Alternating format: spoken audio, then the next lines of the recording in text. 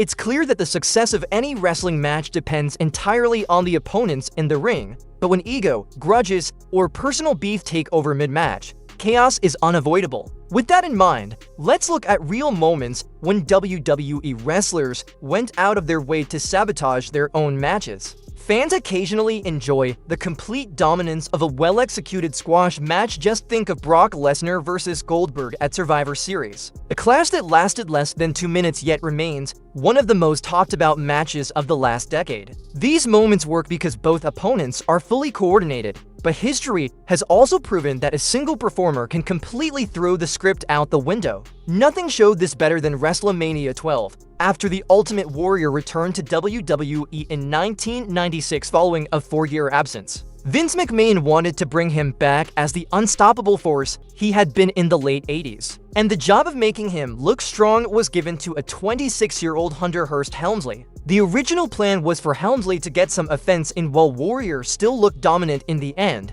but what actually happened was completely different. After marching to the ring with his trademark intensity, Warrior no-sold all of Triple H's offense. Even Helmsley's finisher, the pedigree, had zero effect as Warrior popped right back up as if nothing had happened, leaving the young star looking weak and foolish. Less than 2 minutes later, Warrior hit his signature shoulder tackles, a gorilla press slam, and the Warrior splash to win the match in just 99 seconds. Years later, Jim Cornette revealed that Warrior refused to cooperate with Triple H and dictated the match entirely on his own terms. Backstage, Vince McMahon was reportedly furious, realizing Warrior's actions were fueled by his notorious ego. The fallout lingered for years, with Triple H later calling Warrior the most unprofessional wrestler he ever worked with. This WrestleMania 12 match set the tone for Warrior's chaotic 1996 run, which quickly fell apart due to missed appearances, creative disputes, and erratic behavior, leading to his departure after just 4 months. If the Warrior-Helmsley match was an example of ego ruining a bout,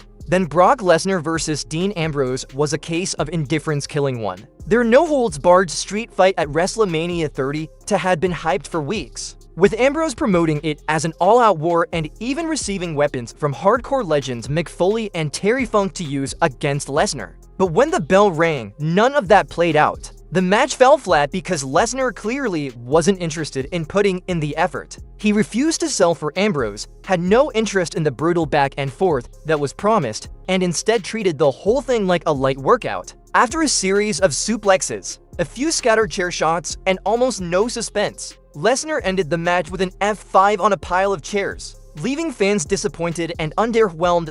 In interviews after the match, Dean Ambrose revealed that no one, including Brock Lesnar, seemed to care about their WrestleMania 30 bout. Every idea Ambrose pitched, from creative weapon spots to intense sequences, was rejected. He said Brock showed up unmotivated and treated the whole thing like just another payday, later even calling Lesnar a lazy worker. In response, Paul Heyman defended Brock, saying, "Anybody who thinks Brock Lesnar is lazy isn't looking at the facts. Lazy doesn't win an NCAA heavyweight championship. Lazy doesn't knock out Randy Couture in his 4th MMA fight. Lazy doesn't become UFC heavyweight champion." On the opposite side of the spectrum, there have been matches where both opponents intentionally turned things into a train wreck from the start. One night at a live event, Owen Hart and Mick Foley were scheduled to wrestle when they learned that wrestling journalist Dave Meltzer was in attendance. Instead of trying to impress him, they decided to do the opposite and aimed to get a negative star rating by putting on the worst match possible. While no video footage exists, both Foley in his first book and Meltzer during a 2019 appearance on Talk Is Jericho shared detailed accounts of what happened.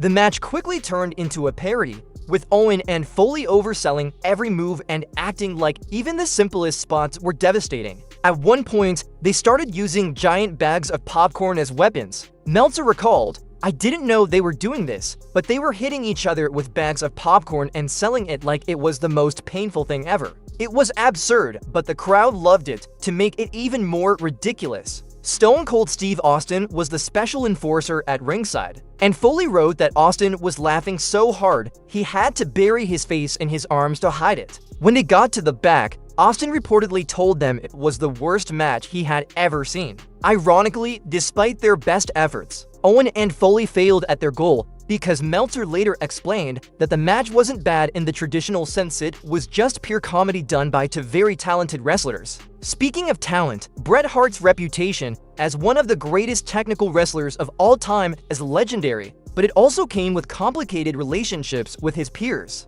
The Hitman was never afraid to call out opponents he felt didn't meet his standards, and one of his most famous examples came during the very night he won the WWE Championship for the first time. In October 1992, Hart was handpicked to dethrone Ric Flair, the Nature Boy. For most wrestlers, winning their first world title would be remembered as a flawless crowning moment. But Bret Hart, being Bret, later admitted he felt Ric Flair didn't do enough in their match. Hart claimed Flair's performance was underwhelming, pointing out that he struggled with a hand injury mid-match and ultimately failed to make the bout feel like the historic title change it was supposed to be. He even suggested Flair might have been sabotaging their matches and botching finishes, whether on purpose or not. Bret didn't stop there. He later criticized Flair for being too repetitive, saying he worked the same match every night and relied too much on stiff chops. Flair, never one to hold back, fired back in shoot interviews, dismissing Bret's power and charisma and accusing him of being stuck in his own formula.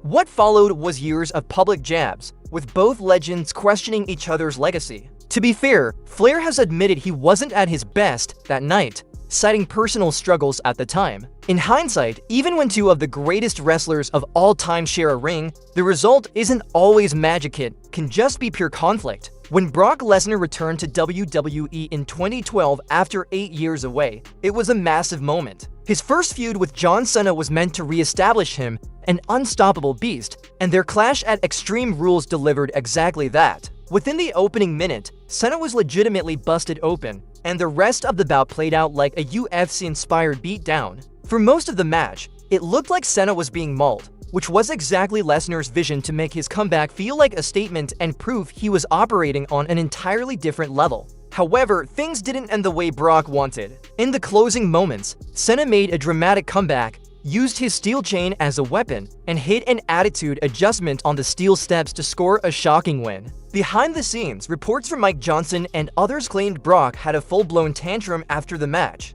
He believed Cena had gone into business for himself by refusing to stay down and then cutting an unplanned promo after the bell. Instead of being stretchered out to sell Lesnar's dominance, Cena told the crowd that his boss might be upset with him for saying this, but he might be taking time off due to his injured arm. That unscripted promo completely undercut the aura Brock had spent 20 minutes building. And while Cena did sell the damage the next night on Raw with his arm in a sling, the controversy left Lesnar furious about how his big return had been handled. But as history shows, Brock Lesnar doesn't lose arguments for long. Just 2 years later at SummerSlam 2014, he finally got the match he wanted against John Cena, a brutal, one-sided demolition that cemented his dominance. Though Randy Orton is a well-respected veteran today, it's no secret that he once had a reputation for letting his ego get in the way of business. One of the most infamous examples came during his feud with Kofi Kingston in 2009. Their tension dated back to a time when Kingston was on the rise and seemed ready to break into the main event scene, only for his push to suddenly come to a halt.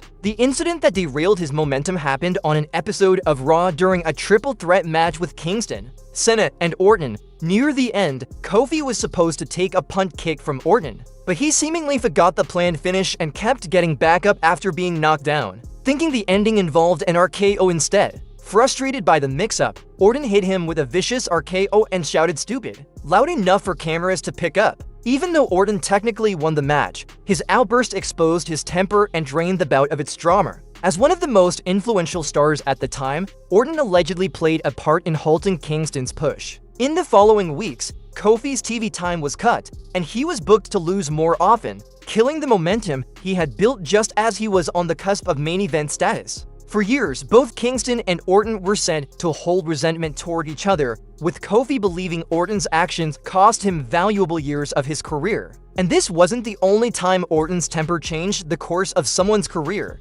Just look at Mr. Kennedy when Kennedy debuted in 2.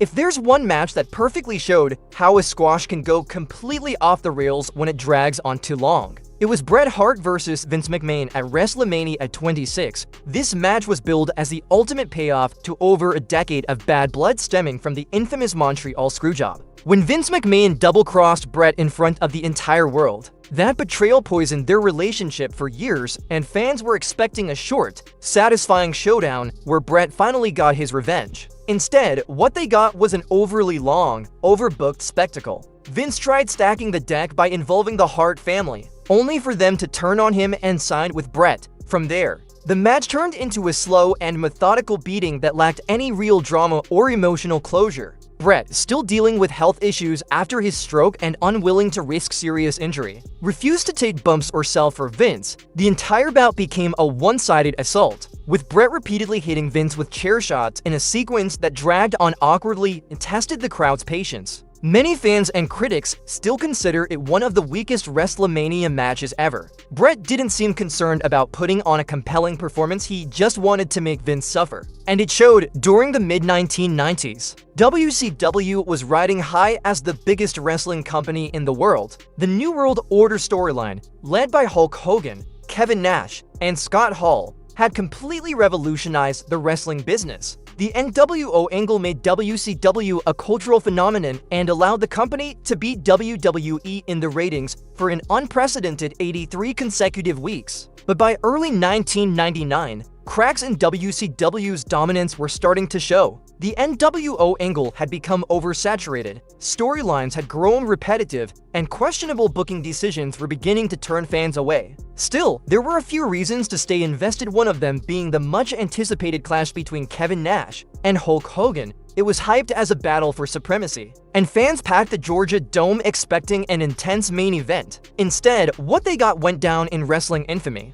The bell rang, Hogan walked up to Nash, poked him in the chest with his finger, and Nash theatrically fell to the mat. Hogan pinned him instantly, and the NWO reunited in one of the most infamous moments in WCW history. What should have been a dramatic clash became a complete parody, making fans feel foolish for believing they would see a real fight. To make matters worse, that very same night on WWE Raw, which was airing on tape delay, commentator Tony Schiavone spoiled Mick Foley's upcoming world title win by mocking it on commentary, accidentally encouraging viewers to switch the channel and watch WWE instead.